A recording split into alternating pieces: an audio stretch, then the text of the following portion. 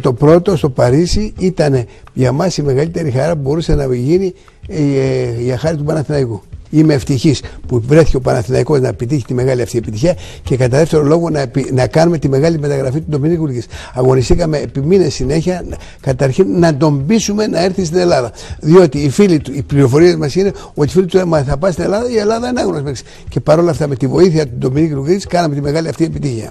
Με την τρέλα και το πάθος που έχουμε να δείξουμε στον κόσμο τι μπορεί να προσφέρει ο Παναθηναϊκός και τι μπορεί να προσφέρει στον ελληνικό αθλητισμό.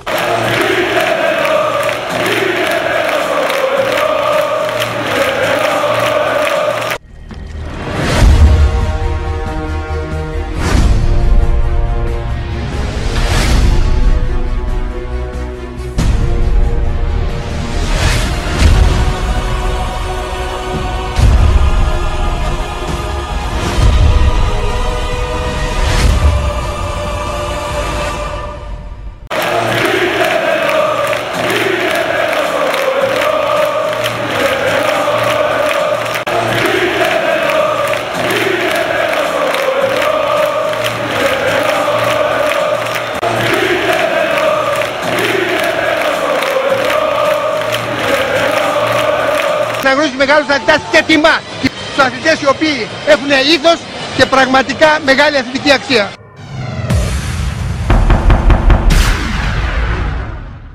Ήθελα να το είπα στο κορίτσι, να γίνει ο αγώνας Παναθηναϊκού Ολυμπιακού όσο νωρίτερα μπορούσε να γίνει, όχι για να τον παίξω χωρίς φιλάθλους, αλλά για να ξεκαθαρίσει η κατάσταση ευθύς εξ αρχής.